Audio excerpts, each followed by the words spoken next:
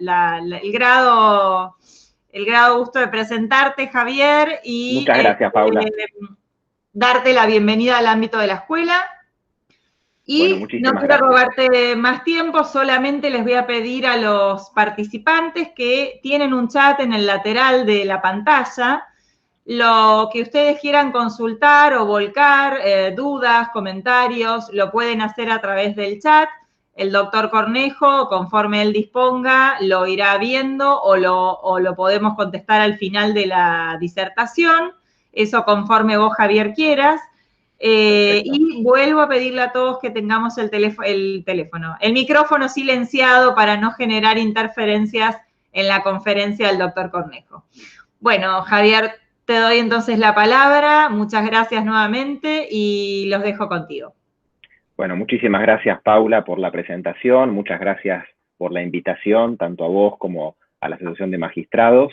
Y bueno, el tema que me convoca es un tema de especial interés para mí, porque realmente soy un apasionado del régimen jurídico del automotor, y francamente el régimen jurídico del automotor tiene, en relación a la función judicial, muchos puntos en común, ya que los funcionarios judiciales se nutren, por un lado, de la información registral y, por otro lado, ordenan la inscripción de trámites. Por lo tanto, hay una interacción cotidiana, tanto a los fines informativos como a los fines de la registración de las decisiones judiciales.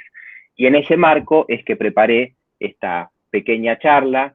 Si les parece, a los fines metodológicos, yo cada 15 o 20 minutos voy a frenar por si alguno quiere hacer algún comentario o plantear alguna duda, y lo mismo, en ese tiempo voy a estar mirando el chat después de cada bloque que presente, así me fijo si hay algún comentario de ustedes o alguna participación que quieran hacer. Bueno, voy a compartir acá la pantalla simplemente a los fines de poder ordenar un poco la exposición. Son unos PowerPoint muy sencillos, después se los voy a enviar a la escuela de capacitación por si llega alguno a querer tener parte del contenido, pero insisto, es más que nada una ayuda a memoria a los fines de poder presentarles a ustedes la charla de hoy. Espérenme un minutito que ya mismo la comparto.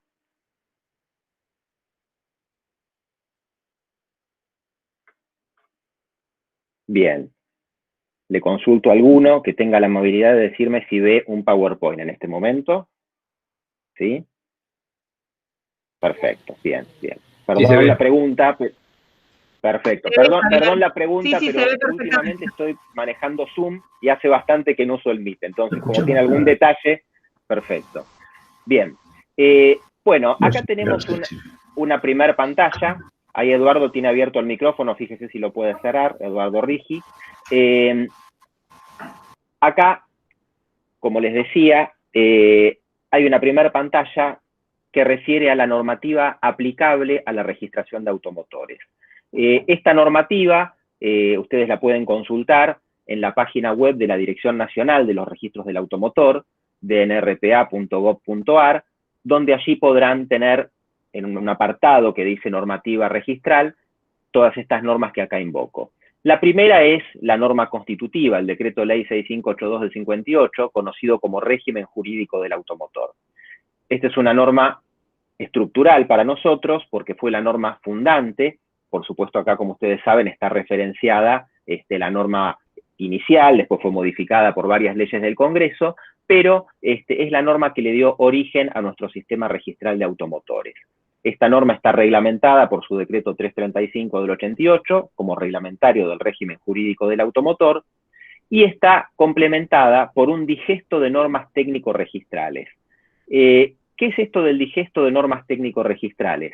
El sistema registral tiene una particularidad que vamos a ver en la pantalla siguiente, que es que existe una delegación normativa del Congreso a favor de la Dirección Nacional de los Registros del Automotor. Es decir, es este órgano administrativo, menor si se quiere dentro de la estructura del Estado, quien tiene la potestad de dictar las normas aplicables a la registración de automotores y a los trámites que hacen los usuarios en relación a esta registración. Y en ese contexto es que la Dirección Nacional de los Registros del Automotor dictó, mediante una disposición que es la normativa que que en definitiva emite el director nacional, dictó el digesto de normas técnico-registrales, es decir, aprobó un compendio normativo en forma de digesto, de código, en el cual reunió toda la normativa registral aplicable a los seccionales del automotor. Esta normativa también ustedes la pueden encontrar en la página web de la Dirección Nacional, y la verdad que es la norma de todos los días para todos aquellos que hacemos registración de vehículos. Es una norma interesante porque es sumamente extensa, con todas las ventajas y desventajas que ustedes saben que esto implica. Pero bueno, más allá de las desventajas, que a veces es una casuística excesiva, para aquel que no conoce la normativa, esta extensión le permite encontrar regulados infinitos supuestos que van a permitir, digamos, encontrarnos ante un organismo que realmente tiene un exceso de normas sobre todas las cuestiones que regula. Y a su vez hay otras disposiciones y circulares de la Dirección Nacional, diferentes al digesto, por lo general circulares aclaratorias, interpretativas de la Dirección Nacional, o disposiciones del director que reguló algunas cuestiones que en particular no están en el digesto. Pero destaco entonces esto en cuanto al organismo, que más allá de sus dos normas, la fundante, el régimen jurídico y su decreto reglamentario, tiene un importante cuerpo normativo que es el digesto, dividido en 3 títulos, y que lo ha dictado la Dirección Nacional en base a esta delegación normativa que le ha dado el Congreso en el decreto ley 6582 del 58. ¿Por qué decía recién que este decreto es muy importante para nosotros? Más allá que considero que es relevante jurídicamente. Porque este decreto ley estableció el carácter constitutivo de la registración que hacemos nosotros en los seccionales. Ya en su artículo primero establece que la transmisión de los automotores no va a producir efectos ni entre las partes ni con relación a terceros hasta tanto no esté inscrito en el registro automotor.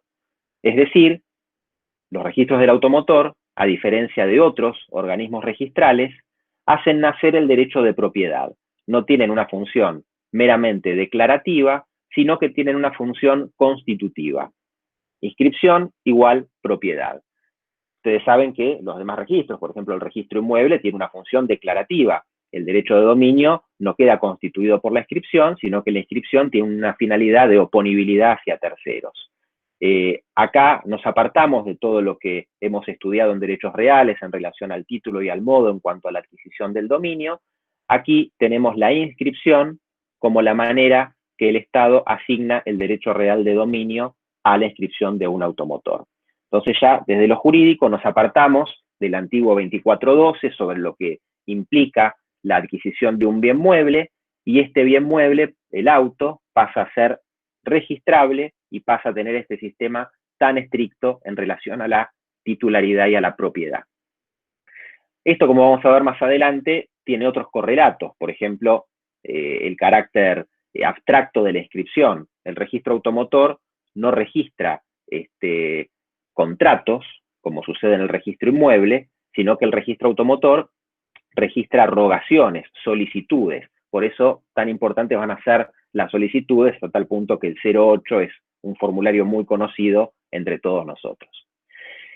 Este régimen jurídico también crea a la Dirección Nacional del Automotor como órgano de aplicación del régimen jurídico y le da esta facultad tan importante que es la de la delegación normativa, es decir, delega normativamente en este organismo, lo que mencionaba antes, la potestad de dictar las normas que hacen los usuarios de automotores.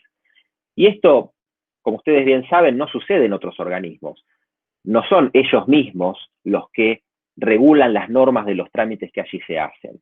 Por lo menos requieren o una resolución ministerial o un decreto. Acá es la propia Dirección Nacional la que puede dictar estas normas y de hecho lo hace. Y eso implica una importante inmediatez entre la norma, los problemas existentes y la resolución de los mismos. Y como les contaba antes, el digesto de normas técnico-registrales es aquel que justamente va a tener este compendio normativo, cuyo texto lo encuentran en la página web de la Dirección Nacional. Después, elementos que nosotros trabajamos a diario, tanto ustedes en los juzgados, como los usuarios de autos, como en los registros, el título, la cédula, las placas metálicas, todos esos elementos tienen su origen en este articulado que está ahí detallado, el artículo 6, el 20, el 22, el 23 y el 24 del Decreto Ley 6582 del 58. Y esto hace que la naturaleza jurídica de estos elementos la vamos a encontrar como fuente dentro de estas normas.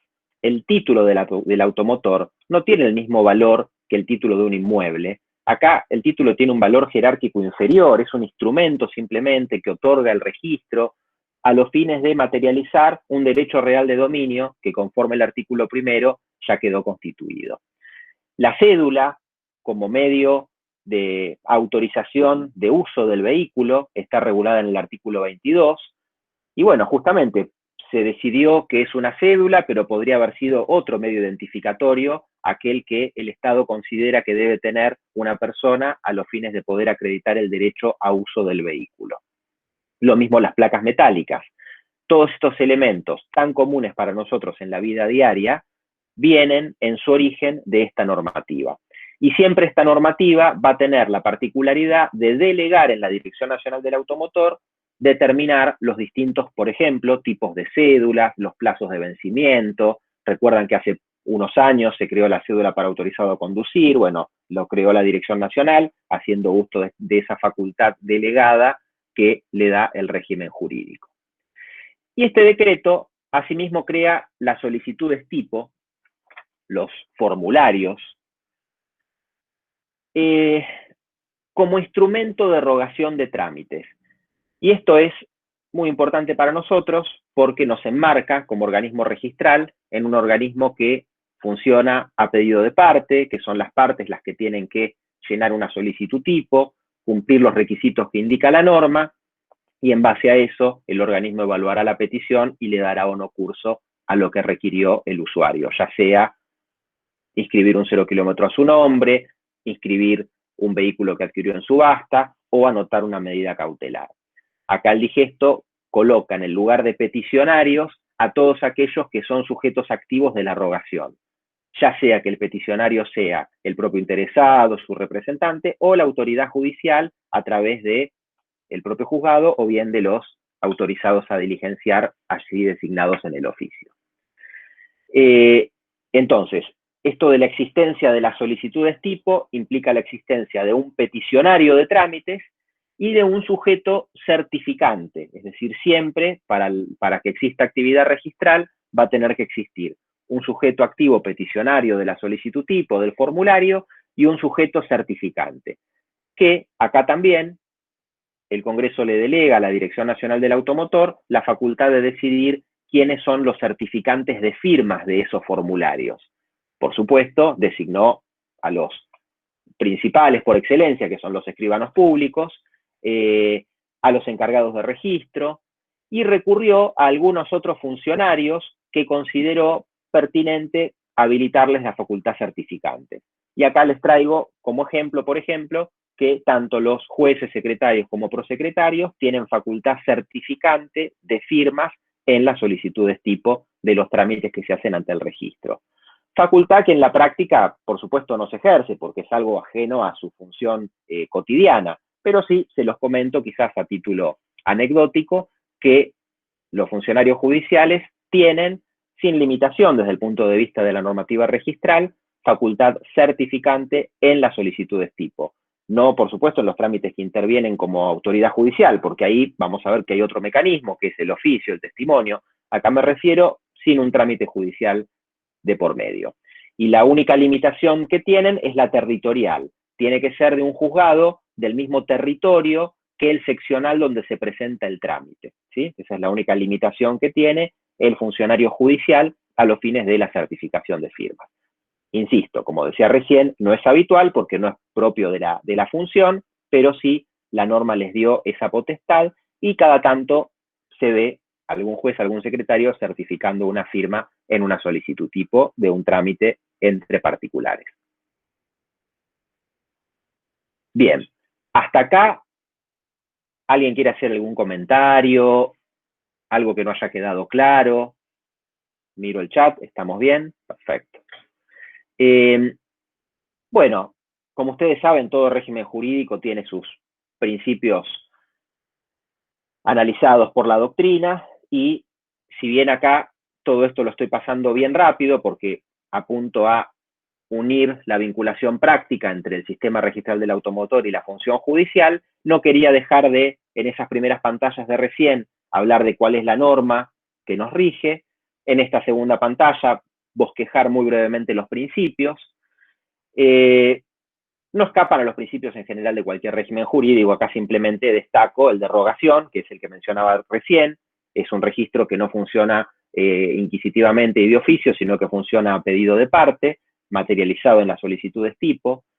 El principio de prioridad es un principio muy fuerte, no solo para el registro automotor, sino para cualquier sistema registral, porque justamente le da la herramienta al registrador para dirimir entre dos trámites que en principio son opuestos. Por ejemplo, una transferencia de un automotor que se presentó a las 10 de la mañana en el registro y una inhibición o un embargo que se presentó a las 10:01, le da la herramienta para dirimir cuál trámite registrar primero y cuál observar. Por supuesto, la prioridad que rige es la de la prioridad inmediata, primero en el tiempo, primero en el derecho. Se analizan los trámites según el cargo de presentación, y la excepción a esto es lo que se conoce como prioridad mediata, esa prioridad que se extiende. Entonces nosotros vamos a ver que nuestro sistema registral tiene 3 actos importantes que implican una extensión o una reserva de la prioridad. El primero es el certificado de dominio, que lo vamos a ver dentro de unos minutos, algo que destaco a los fines de los trámites judiciales en sí, que justamente es un certificado que genera una reserva de prioridad, y de esa manera el trámite que venga amparado por ese certificado va a tener prioridad por sobre uno que haya ingresado antes que ese trámite que viene amparado por el certificado. Ahora lo charlamos en más detalle. El otro supuesto de reserva de prioridad es cuando un trámite es observado, ¿sí? Tiene el peticionario 15 días para subsanarlo y que se le respete durante ese tiempo la reserva de prioridad de su trámite. Y el tercero y último supuesto es el recurso contra esa observación, ¿sí? Si el peticionario recurre la observación, va a tener 15 días hábiles para recurrirlo, y después va a tener una extensión de la prioridad hasta que se resuelva ese recurso, ya sea favorable a su petición o de manera denegatoria.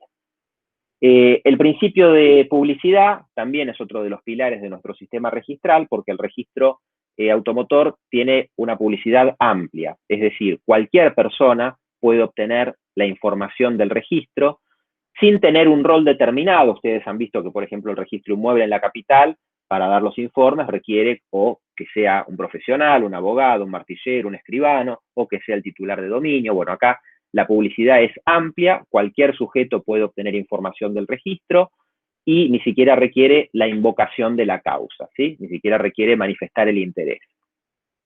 Y bueno, y por último, el principio de tracto sucesivo, que ahora lo vamos a desarrollar un poco más cuando veamos las transferencias por sucesión, pero como principio, y más allá de esas excepciones que vamos a encontrar en las sucesiones, implica la obligación del registrador de que cada acto tenga su antecedente en un asiento previo que le da derecho a ese peticionario a pedir el acto. Por ejemplo, no puedo pedir un duplicado de chapas del vehículo si no soy el propietario, etc. Hasta ahora hablamos de las normas como una introducción al tema, hablamos de los principios del sistema automotor, y para ya ir a la parte práctica, lo último que me queda es hablar del lugar, ¿sí? El lugar donde funciona y donde se registran los automotores. Como órgano de aplicación, ya mencionamos a la Dirección Nacional del Automotor, que está dividido en estas 4 direcciones. En realidad son 3 direcciones y una delegación administrativa, cada una con sus departamentos. La Dirección Nacional, como ustedes saben, queda en la avenida Corrientes al 5600, en Villa Crespo, y es un organismo que depende del Ministerio de Justicia de la Nación, del Poder Ejecutivo. Y es quien tiene a su cargo todos los seccionales del automotor del país. Tiene 4 tipos de seccionales: automotor, motovehículos, maquinarias agrícolas, viales e industriales y créditos prendarios. Esta división de competencia es, por supuesto, en base a la materia, es decir, en base al objeto de registración. En todo el país existen divididas las jurisdicciones según el tipo de objeto a registrar autos, motos, maquinarias y créditos prendarios.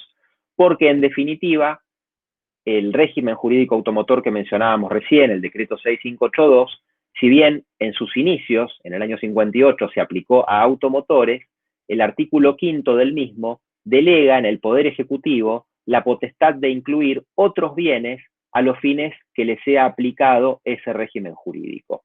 En el año 89 se incluyeron a los motovehículos, en el año 96 a las maquinarias, y los créditos prendarios en realidad están fuera del 6582 porque estamos hablando ahí no de créditos prendarios sobre automotores, sobre motos o sobre maquinarias, que ahí se inscriben tanto en el registro de autos, motos o maquinarias, sino los créditos prendarios sobre bienes muebles no registrables, ¿sí? Esos serían los del cuarto punto que está ahí mencionado. Cada seccional tiene como autoridad un encargado o interventor, un encargado suplente, un interino y, por supuesto, el resto del personal que se necesite para la función de cada sede. A su vez, cada seccional está dividido de manera territorial y el artículo 11 del 6582 establece que cada vehículo se va a radicar en base al domicilio o guarda habitual de su titular. Por lo tanto, quien adquiere un vehículo, ya sea inscripción inicial, transferencia por subasta, lo va a radicar según el domicilio que tenga en su documento, en su estatuto si es una persona jurídica, o aparece el concepto de guarda habitual, que es una particularidad de nuestro sistema, es un lugar distinto al del domicilio y que cumpliendo ciertos recaudos, por ejemplo, debo hacer un acta ante escribano público explicando el motivo por el cual difiere el lugar de guarda del lugar de domicilio, acreditar en qué carácter tengo ese lugar de guarda, etcétera. Si cumplo esos requisitos, puedo radicar el automotor por el lugar de guarda habitual en lugar de hacerlo por el lugar de domicilio. Los registros seccionales tienen una mesa de atención al público diferenciada para profesionales, es decir, hay un sector distinto, con un número distinto, cuando los que concurren son los gestores matriculados, los abogados, los escribanos, los contadores. No hay una diferencia de horario, el horario es siempre el mismo, pero sí tienen una atención privilegiada en el sentido que no tienen que sacar el número de particulares. Y el requisito para que puedan acceder a esa mesa es llevar el trámite completo, ¿sí? Es decir, no es una mesa en la cual se pidan formularios y se busca asesoramiento, sino que se presenta el trámite de manera completa. Muchas veces la utilizan los abogados cuando van en el marco de una sucesión o en el marco de la traba de una cautelar, directamente sacan el número de profesionales y presentan en esa mesa diferenciada su trámite. Haciendo una bajada práctica a lo que pasa actualmente, en este contexto de aislamiento, los registros estuvieron cerrados durante un mes, del 19 de marzo al 22 de abril. Después de eso se dispuso la apertura, pero con un sistema de turnos y guardias mínimas. Es decir, en este momento los registros se atienden con turno previo, con guardia mínima, es decir, esto que estoy mencionando ahora de la mesa diferenciada no se estaría aplicando, porque eso es cuando la presentación es espontánea. Ahora sí, hay un turnero en el cual, a través de la página web de la Dirección Nacional, los distintos peticionarios de trámite, ya sean gestores, abogados, o los usuarios en general, solicitan un trámite para un registro y concurren en el día y hora indicado. El legajo B, los registros tienen, así como en los juzgados existen los expedientes judiciales como instrumento en el cual se consignan todos los actos procesales de un juicio, en el registro incorporamos en el legajo B todas las mutaciones registrales que tiene el automotor. Este legajo B, en realidad se llama legajo B por oposición al legajo A, que el legajo A está en la Dirección Nacional del Automotor, donde justamente se guardan los duplicados, los desgloses de todos los trámites que hacen los registros. Es decir, el registro cada día digitaliza en un escáner los trámites que hizo y los manda a la Dirección Nacional para que los archive en su legajo A. Esto ahora es de esa manera. Antes se hacía un envío físico, es decir, a fin de mes en una caja se ponían todos los desgloses de los trámites y se mandaban por correo a la Dirección Nacional. Ya desde hace unos años esto se hace de manera digital y de esa manera tiene la Dirección Nacional su legajo A de cada automotor cuyo legajo B obra en los seccionales. De todas formas, ese legajo A es solamente de resguardo, es decir, no se anotan ahí mutaciones registrales reales, ¿sí? Simplemente es un resguardo, un archivo de respaldo del legajo B, que es donde sí se cumple la actividad registral. Este legajo B tiene como parte inicial una hoja de registro. La hoja de registro está dividida acá en 3 asientos. Cada asiento implica un trámite. Entonces, cuando abrimos un legajo B, vamos a encontrar una primera hoja, que sería como una especie de carátula, donde tenemos resumidos todos los trámites que vamos a encontrar a continuación en el legajo. El primer trámite va a ser el patentamiento del auto, la inscripción inicial. El registro va a completar todo esto y acá va a colocar la foliatura. Por ejemplo, de la hoja 1 a la 10 están los elementos que avalan la realización de este asiento. Y así sucesivamente. Después, cuando exista otro trámite, por ejemplo, un pedido de informe, lo anotará acá. De la foja 11 a la 12 estarán los elementos que validaron la expedición de este informe. Y así sucesivamente, y cuando se acabe esta hoja de registro, se irán incorporando otras.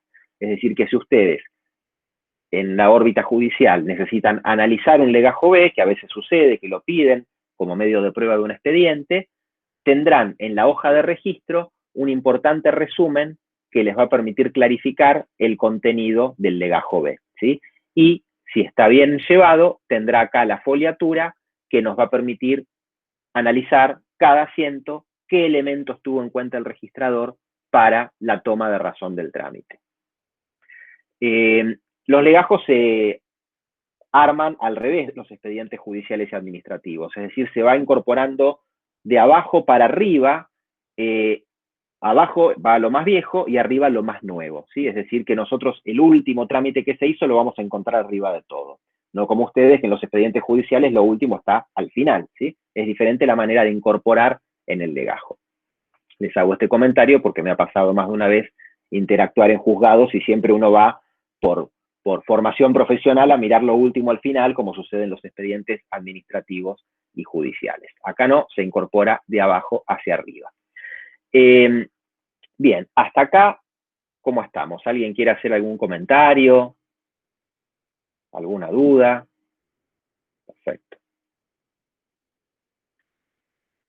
Bajamos entonces sí a la parte más práctica, una vez que ya hice un bosquejo de las normas que rigen la registración de automotores, los principios y el lugar físico, tanto institucional como Dirección Nacional y Registros Seccionales, como físico el legajo B, como expediente en el cual se inscriben los trámites. Acá agrupé una primera categoría para ver con ustedes, porque considero que es una herramienta importante para la función judicial obtener información de automotores. En los diferentes procesos en los cuales ustedes intervienen, necesitan nutrirse de la información que obra en el registro automotor.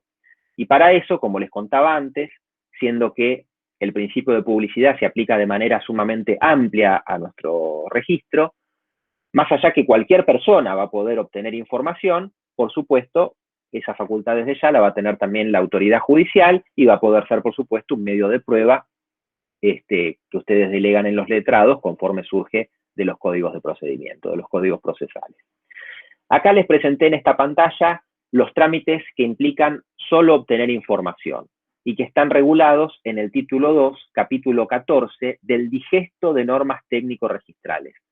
Este es el cuerpo normativo que les mencionaba antes, que para el que no lo conoce, invito a que lo vean, lo pueden ver en la página de la Dirección del Automotor, porque es un cuerpo muy ameno, está escrito de manera hasta coloquial, con lo cual muchas veces se confunde con un manual, cuando en realidad es una norma, pero está escrito prácticamente para el usuario de trámites, para una terminología no necesariamente técnica, y es ilustrativo para todo aquel que nunca lo leyó y necesita conocer las normas que rigen el trámite. Bueno, el primer trámite que existe es el informe de dominio.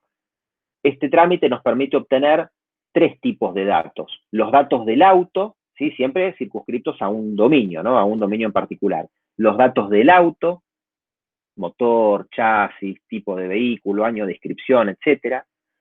Los datos del titular, lo mismo, todos los datos que van en el registro, su estado civil, su domicilio, su fecha de nacimiento, y las afectaciones registrales vigentes, si este auto está embargado, si está prendado, si está robado. Entonces, un informe de dominio nos va a permitir obtener esos tres tipos de datos: datos del auto, datos del titular y afectaciones registrales vigentes. Con la particularidad que les hago, ustedes que seguramente verán a diario informes del registro inmueble, el registro automotor, a diferencia del registro inmueble, también informa si existen anotaciones personales del titular. Es decir, si existiera, por ejemplo, una inhibición general de bienes, va a figurar en el informe de dominio. No se va a requerir un informe de anotaciones personales, porque el informe de dominio del registro automotor no solo informa los antecedentes dominales, sino que también informa los antecedentes nominales, ¿sí? O sea, si existe una anotación personal en cabeza del titular del vehículo. El informe histórico es exactamente igual que el informe de dominio, pero se agrega una cuarta categoría de datos, que es el histórico de titulares y radicaciones. Es decir, el informe de dominio informa tres datos: auto, datos del titular y afectaciones registrales, y el informe histórico le agrega una cuarta categoría de datos, que son el histórico de titulares y radicaciones.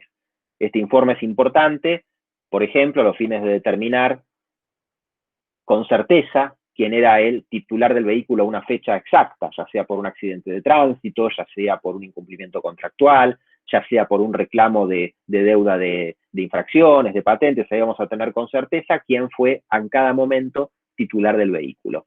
Y a los fines prácticos, los usuarios a veces lo piden cuando los vehículos cambian de jurisdicción para poder hacer los trámites de alta y baja en rentas, ¿no? El informe de anotaciones personales es un informe nominal, es decir, no tiene como parámetro de búsqueda el dominio, es un informe nominal que busca informar únicamente si tal persona está o no está inhibida. Este informe no es de uso muy frecuente porque ya el informe de dominio arroja ese dato, es decir, el informe de dominio va a indicar si el titular está o no está inhibido. Sin embargo, a veces se solicita porque puede ser que el interesado quiera saber de alguien si está inhibido o no, pero que no tenga un automotor a su nombre, o que no sepa el dominio de ese automotor. Entonces ahí va a pedir específicamente un informe de anotaciones personales. Les doy un ejemplo: en un patentamiento, el acreedor prendario que va a financiar esa compra del 0 kilómetro no va a poder saber si su futuro deudor está inhibido o no, porque no hay un dominio de por medio, todavía no se patentó ese auto. Entonces, si es diligente, pedirá un informe de anotaciones personales para saber si existe o no una inhibición general de bienes en cabeza de quien quiere ser su futuro deudor prendario. Digo si es diligente porque en general uno no ve que en la práctica pase tanto esto, y sí ve en algunos casos después los llantos ante trámites de inscripción inicial y prenda observados porque existe una inhibición del deudor. El informe nominal también es un informe que no tiene como parámetro de búsqueda el dominio, sino que tiene como parámetro de búsqueda la persona. Es algo similar a un índice de titularidad. El peticionario solicita que el registro informe si existen vehículos a nombre de tal persona, y el registro va a informar si en cualquier seccional del país existen vehículos o no a nombre de esa persona. Lo único que debe informar son los números de patente. Si después uno quiere obtener más información de eso, tendrá que pedir un informe de dominio de cada uno de esos vehículos. Este informe nominal, bueno, actualmente con toda la conexión tecnológica se puede pedir en cualquier seccional, ¿sí? Antes había que pedirlo solamente en la Dirección Nacional. Hoy se puede pedir en cualquier seccional, no lo gestiona el mismo seccional porque los seccionales no tienen esa base, no tienen acceso a esa base unificada, pero sí se lo piden al central, que hoy esto se hace de manera electrónica, tarda como mucho 24 horas, y en 24 horas ya está esa información disponible al usuario, donde se le informa si existen o no bienes a nombre de una persona y cuáles son los dominios. Como ustedes imaginarán, esto es de uso cotidiano para los abogados al momento de, por ejemplo, tener que iniciar una ejecución, o al momento de tener que dirimir si se inicia o no un proceso contra una persona y determinar su solvencia. El certificado de transferencia es Un certificado que puede pedir cualquier persona, que lo único que refleja, lo único que informa, es que en tal fecha se inscribió la transferencia de un auto a favor de tal persona. Es solo eso, ¿sí? Es decir, que en tal fecha se inscribió la transferencia del auto a favor de tal persona. No es de uso común, porque en realidad el informe histórico, que sale lo mismo, es mucho más completo, no solo da cuenta de esa transferencia, sino que da cuenta durante cuánto tiempo fue titular esa persona. En cambio, el certificado de transferencia es un dato fijo, estático. En tal fecha se inscribió esa transferencia, pero no nos informa si después no volvió a ser propietario o que, por ejemplo, al momento del accidente de tránsito no volvió a ser dueño del vehículo. Por eso su valor es relativo. Y por último, las copias de constancias registrales. El digesto regula ahí donde está mencionado recién, en el título 2, capítulo 14, la posibilidad de que cualquier persona pueda pedir copia de lo que obra en el legajo B. Pero acá guarda que hay una distinción. Cualquier persona puede acceder a obtener copia de los formularios y solicitudes tipo, no de las demás elementos, por ejemplo, no del certificado de fábrica del auto, de las verificaciones, de los elementos que se presentaron para acreditar la adquisición del vehículo, los poderes, etc. Esos elementos solo puede pedir el titular registral o la autoridad judicial. Es decir, las copias de constancias registrales las puede obtener cualquier persona si lo que pide es copia de solicitudes tipo y formularios. Si por el contrario, lo que solicita es todo el legajo o copia de un trámite completo, entonces ahí eso solamente lo va a poder pedir el titular registral o bien la autoridad judicial.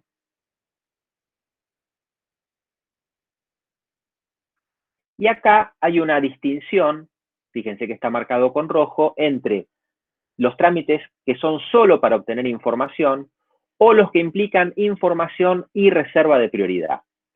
Porque existe un trámite que es el certificado de dominio, que es un trámite que es idéntico al informe en cuanto a hasta la forma. Lo que me da el registro es un informe, lo que pasa que dice certificado arriba, que me comunica tres tipos de cuestiones: datos del titular, datos del automotor y afectaciones registrales vigentes. Pero, a diferencia de un informe común, genera reserva de prioridad por 15 días hábiles.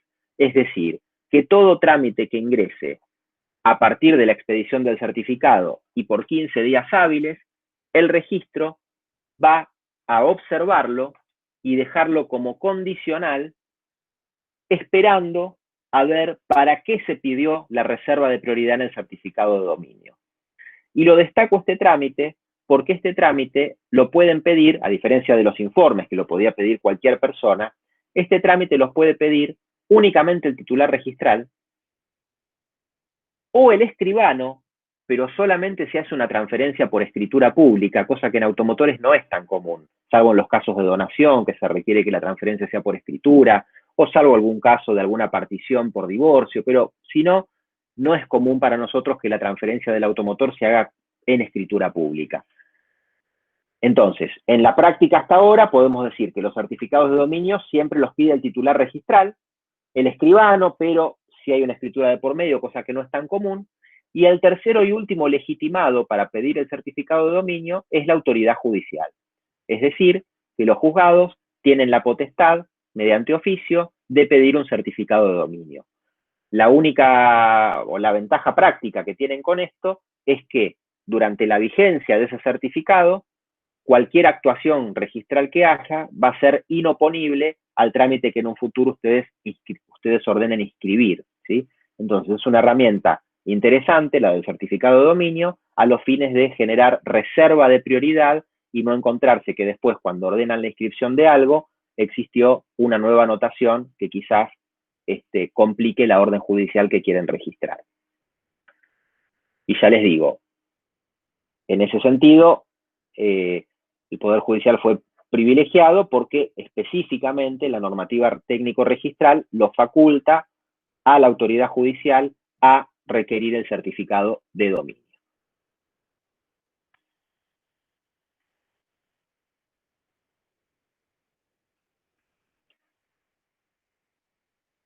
acá, en esta pantalla, salimos de los trámites para obtener información de automotores y les presento una vinculación que a veces existe entre la actividad registral y la función judicial, que es el recurso contra las observaciones de los encargados de registro. Esto es muy interesante porque es un recurso particular, regulado en el artículo 335 del 88, en su artículo 16 y subsiguientes, y que por lo tanto, al tener una normativa específica, no se aplica la ley de procedimiento administrativo en cuanto a nosotros conocemos como recursos ante cualquier actuación administrativa. Tiene un recurso específico regulado ahí. Y fíjense las particularidades. Bueno, la primera, queda claro en qué estamos circunscriptos. Un registro del automotor recibe un trámite, lo observa, emite una observación denegando la inscripción por algún motivo, ¿sí? Por ejemplo, el auto tiene un embargo, por ejemplo, no tiene licencia para configuración de modelo y no puede patentarse, por el motivo que fuere, deniega la inscripción de un trámite. El peticionario va a tener 15 días hábiles desde que se notifica de esa observación para interponer el recurso en los términos del 335. ¿Cómo se notifica de esa observación? Se notifica de manera automática, al igual que operan como principio general las notificaciones en el fuero civil y comercial, se notifican de manera automática el martes o viernes siguiente al que salió la observación, ¿sí? Salvo, por supuesto, que exista previa notificación personal. Este recurso debe interponerse dentro de esos 15 días, fundado por escrito ante el propio seccional que dictó la observación y con patrocinio letrado. Una vez que es interpuesto, tiene el propio registro 5 días hábiles administrativos para evaluar si le asiste razón o no al recurrente y, en su caso, dejar sin efecto la observación. Y, en caso contrario, elevarlo a la Dirección Nacional de la Propiedad Automotor. Es decir, en el caso que el encargado de registro considere que no hay error en la observación y que debe, en consecuencia, darse curso, mejor dicho, denegarse el recurso, tiene que de manera obligatoria elevar el legajo con el recurso y su resolución a la Dirección Nacional del Automotor, quien va a tener 10 días hábiles administrativos para decidir si o le ordena al registro del automotor dejar sin efecto la observación, o por el contrario, considera que la observación es correcta y en ese caso tiene que la Dirección Nacional remitir a la Cámara Civil y Comercial Federal, que es quien va a entender en la resolución de este recurso todas las actuaciones. Es decir, contra las decisiones de los registros, la máxima mirada judicial va a ser la del Fuero Civil y Comercial Federal, que va a tener su competencia en las observaciones que hace el registro automotor. Y durante todo ese tiempo, por supuesto, se extiende la reserva de prioridad de la observación. Es decir, durante todo ese tiempo, esos 15 días iniciales que tenía la observación como reserva de prioridad van a quedar extendidos en el tiempo hasta que se resuelva el recurso administrativo.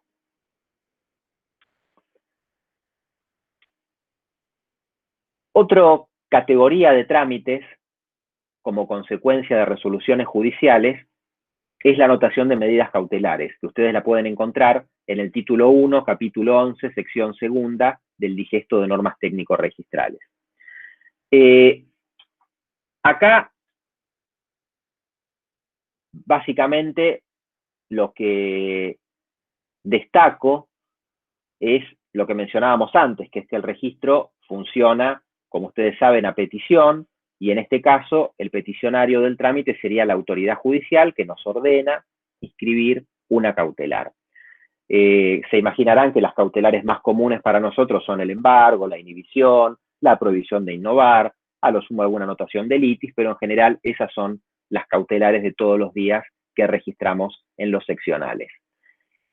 Y quería destacar que el artículo 17 del decreto 6582 establece un plazo de caducidad tanto para los embargos como para las inhibiciones, que en general suele ser motivo de dolor de cabeza de los abogados, porque la caducidad del embargo es de 3 años, por lo tanto, Ustedes saben que a nivel judicial 3 años pasan rápido, y en general estamos acostumbrados a que la mayoría de las cautelares caducan a los 5, así que es un error bastante común que se ve en la mesa de entradas, que el embargo caducó sin que haya advertido el letrado esta normativa específica que surge del artículo 17 del 6582 en cuanto a la caducidad del embargo sobre automotores. Después, bueno, la inhibición 5 años, ahí no es materia de conflicto, y las restantes medidas tendrán la vigencia que establezca la ley local aplicable al tribunal que ordenó la medida, y de no existir ese plazo de caducidad requerirán levantamiento expreso. Todas las medidas se anotan en el legajo B, son dominiales, salvo la inhibición general de bienes, que es una medida personal. Por lo tanto, se anota en un sistema que se llama SIAP, Sistema Integrado de Anotaciones Personales, y eso permite, como es un sistema que en realidad todos los registros tienen acceso y pueden anotar y levantar las medidas, ustedes pueden ordenar el diligenciamiento de los oficios a cualquier seccional del país, porque el SIAP es el mismo para todos los seccionales, ¿sí? Es decir, que una inhibición general de bienes puede ser registrada en cualquier seccional y va a estar comunicada en el SIAP y va a ser oponible a todos los seccionales del país. Siempre, por supuesto, dentro del objeto de registración, es decir, va a haber un SIAP para autos, otro para motos, otro para maquinaria, ¿sí? O sea, tendrán que dirimir cuál es el tipo de bien del cual no podrá esa persona realizar actos de disposición. Todos estos trámites que vamos a ver ahora, las anotaciones de cautelares, la transferencia por sucesión, por subasta, van a tener como requisito común siempre una comunicación judicial, ¿sí? Un oficio, un testimonio, van a tener siempre ese requisito como parámetro, y van a tener siempre, como consecuencia de esa comunicación judicial, una solicitud tipo que va a fijar el digesto para cada trámite. Por ejemplo, las medidas cautelares, la solicitud tipo que se utiliza es la 02 especial. Las transferencias es la 08, la misma que se usa para una compra-venta de un auto, la misma que se utiliza para... Ahí Andrea Sentonce abrió el micrófono y no sé si lo puede silenciar. Ahí está. ¿Sí? Y no llegan a ver bien. No. Bueno, sigo. A ver, ahí me escuchan bien, a pesar de Andrea, sí, ahí está, ahí la silenciaron, pobre. Bien, entonces, les decía que todo trámite va a tener el oficio o testimonio, o sea, la comunicación judicial y la solicitud tipo, ¿sí? Es decir, el peticionario del trámite, luego de retirar el oficio del juzgado, se va a ocupar de ver en el digesto el trámite que ustedes están ordenando registrar, cuál es la solicitud tipo que va a servir de rogación de ese trámite. Para las medidas cautelares es la 02C, para las transferencias es la 08. En el contexto del aislamiento, la Dirección Nacional dictó una circular, que es la circular DANG 1 de este año, del 2020, DANG porque desde el Departamento de Asuntos Normativos y Judiciales de la Dirección Nacional, instruyendo a los registros que tomen un criterio amplio en relación a las comunicaciones judiciales que ustedes libran, ¿sí? Es decir, los registros tenemos que aceptar las comunicaciones judiciales, ya sea hasta incluso remitidas por mail desde el juzgado o impresas sin una firma del funcionario judicial, pero sí nos ponen en cabeza de los registradores la obligatoriedad de constatar la real existencia de esa orden. Que eso es algo bastante común para nosotros, ahora lo voy a desarrollar un poco más, pero en síntesis, en este contexto, si ustedes no tienen la posibilidad de entregarle a la parte la pieza original firmada y se la remiten por mail, esa pieza va a ser pertinente en los términos de la circular DANG 1 de este año y el registro la va a tener que aceptar, insisto, aunque sea incluso un mail directamente que mandó el juzgado, aunque sea un oficio con la firma escaneada, si están en algún fuero que tiene algún código de validación, algún código QR, fantástico, pero esto fue circularizado a todo el país, en cada jurisdicción tiene que el encargado arbitrar los medios para recibir esa comunicación, aunque no cumpla con las formalidades, pero sí debemos constatar la real existencia. ¿Eso qué implica? Llamar al juzgado, ir al juzgado en el caso que se pueda hacerlo presencialmente, o sea, arbitrar los medios si es un expediente que está con acceso virtual, entrar al expediente de manera virtual para constatar que efectivamente esa resolución, por ejemplo, que ordena trabar un embargo, haya sido realmente realizada en el juzgado, ¿sí? Es decir, invierte un poco la carga del asunto, es el encargado quien tiene que arbitrar los medios para constatarlo. Y solamente podrá observar el trámite, es decir, rechazar el pedido de inscripción, si fundadamente no lo pudo constatar, ¿sí? O sea, si no tuvo certeza de que realmente la orden emanaba del juzgado. Pero en la práctica, nosotros tenemos validado en el registro automotor que cuando el expediente se puede acceder, por ejemplo, a la mesa virtual y podemos ver ahí la resolución, eso es constatación suficiente para nosotros como para darle curso a la medida. Ahora, al margen de esa norma, en el contexto de la emergencia sanitaria, fuera de esa norma, los registros tenemos que constatar de todas formas las órdenes de inscripción de trámites que emanan de los juzgados.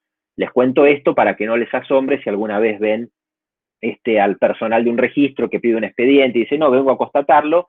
La normativa registral a nosotros nos obliga que en ciertas órdenes judiciales, por ejemplo, levantamiento de cautelares, por ejemplo, transferencias de dominio, no así en las anotaciones de cautelares, tenemos que hacer una constatación de la orden y esa constatación se puede hacer tanto de manera presencial o bien de manera virtual si el expediente lo permite, ¿sí? O sea que acá tenemos dos cuestiones. Siempre existió la obligación de constatar ante ciertas órdenes y ahora existe la obligación de constatar en todas las órdenes que no vengan firmadas, digamos, como indica la norma procesal, ¿sí? O sea, si hoy tuviéramos una anotación de embargo y el juzgado la comunicó por mail o manda un oficio que está escaneado pero no tiene la firma en el papel, en ese caso el registro va a tener que igualmente constatar la real existencia de la orden, aunque sea un trámite, el de anotación de embargo, que no requería constatación. Bien, hasta acá, ¿alguien quiere hacer algún comentario? Perdón. Sí, cómo no, Viviana. Sí, ¿cómo estás? Te quería preguntar, aún así, cuando se trata de la utilización del sistema DEOX que tienen los juzgados, yo creo que ustedes están incluidos como registro de la propiedad como una de las instituciones capaces de pedir informe o de comunicar medidas. Aún así, con una firma digital del juez, también verifican, digamos, esa autenticidad de la orden. Sí, exacto. La constatación la hacemos, todavía no tenemos el convenio de aplicación del sistema, ¿sí? Por lo tanto, por ahora no está implementándose, por lo menos al día de hoy, ¿sí? De todas formas, sí, nosotros tenemos, salvo que la firma venga en el oficio, o sea, como en la comunicación normal, previo a emergencia sanitaria, si no tenemos que constatar la real existencia. Lo que pasa es que esa constatación la hacemos a través de la misma mesa de entradas virtual, ¿sí? O sea, simplemente lo que hacemos es ver que exista la resolución que ordenó esa medida, nada más, ¿sí? Con ver que existe esa resolución es suficiente. Lo que nosotros constatamos es la real existencia de la orden, no del instrumento en sí. Si el instrumento a lo mejor no lo tenemos porque, y esto lo hablo quizás en general en todo el país, no específicamente acá, hay juzgados que simplemente mandan un mail, ¿sí? Comunicando la registración de tal medida, nosotros tenemos que constatar en el expediente físico o de manera virtual la real existencia de la orden, ¿sí? Perfecto, gracias. Gracias, Viviana. Bueno, muy bien. Aprovecho que cortaste, Sí, Javier. ¿cómo no, Paula? Ahí, justamente, Georgina es secretaria en un juzgado civil, está preguntando justamente este tema, ¿no? De que si hay noticia de si el registro de la propiedad automotor se va a adherir al sistema DEOX a fin de evitar los oficios judiciales, bueno, oficios, mail, papel, como vos decías, ¿no? Sí. Sé que hay alguna tratativa por el tema del DEOX, pero no está todavía habilitado. Todavía no está. Yo no tengo, por supuesto, el conocimiento institucional de la Dirección Nacional, por lo tanto no me considero facultado para dar certeza en un sentido o en el otro, pero lo concreto sí, desde el punto de vista práctico, es que hoy no está funcionando en los seccionales, ¿no? Sí. Pero sí, tengo entendido que sí, que por supuesto que está en tratativas, y lo que sí hizo la Dirección Nacional es sacar esta circular, que justamente lo que buscó, la circular DANG 1, fue flexibilizar la toma de razón de estos trámites, y la verdad que en la práctica funcionó muy bien, porque la mayoría o sea, esto de la constatación, que a lo mejor suena duro, para los registros es sencillo, entran al expediente, ven que efectivamente se ordinó la orden, y de esa manera podemos validar cualquier instrumento que ustedes nos manden, ¿sí? Lo verifican por ese vía, sí. Creo que el problema reside tanto en el registro, en ambos registros con las preferencias, con la prioridad digamos, de cómo encajan los sistemas, ¿no? Del registro con el DEOX y el tema de cómo hacen ustedes el trámite de ingreso para que no para que no sea un problema justamente de la preferencia, de embargos y demás. Sí, digamos, el registro siempre va a tener como uno de sus grandes puntos la prioridad en las registraciones. Entonces, lo mismo sucede con los turnos, ¿no? O sea, dar turno para la mesa de entrada ya es algo que siempre va a estar chocando un poco con la prioridad y con esa espontaneidad de quien primero llega a la rogación es aquel que la puede hacer. Claro, lógicamente. Y siempre que el Estado te dé un turno y te diga, no, vení mañana a las 12, puede generar conflicto cuando a las 11 alguien haya venido a trabar un embargo o viceversa, ¿no? O a transferir el auto. Por eso es siempre un tema, y siempre estos sistemas de comunicación de medidas judiciales también, porque el registro como órgano administrativo tiene que dar igual posibilidad al usuario que quiere vender su vehículo y a la autoridad judicial que quiere registrar una medida, ¿no? Con lo cual, en ese sentido, tiene que ser parejo. Pero bueno, todo eso es lo que se está analizando. Y acá veo que Darío también planteaba en el chat si podía repetir el tema del recurso cuando es elevado a la Dirección Nacional. Sí. ¿Cómo no, Darío? Mira, Javier, creo que para completar lo que acabas de decir, porque creo que la pregunta que sigue es exactamente vinculado con eso, para no cambiarle de tema a lo que vas a pasar a hablar de Darío. Sí.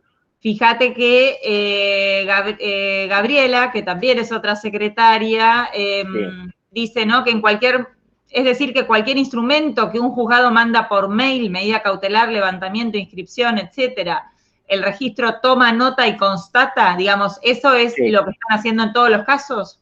Exacto, sí, eso es lo que surge de la circular DANG 1 de este año, el registro primero constata y después toma nota, ¿sí? Después lo registra. Y si el juzgado está como en el día de hoy, o por lo menos hasta el lunes, digamos, ¿cómo venía pasando? Porque el juzgado en principio está cerrado, no habría gente, o por lo menos no hay gente todo el tiempo. ¿Cómo hacen para verificarlo? Porque ni por teléfono ni presencialmente sería posible.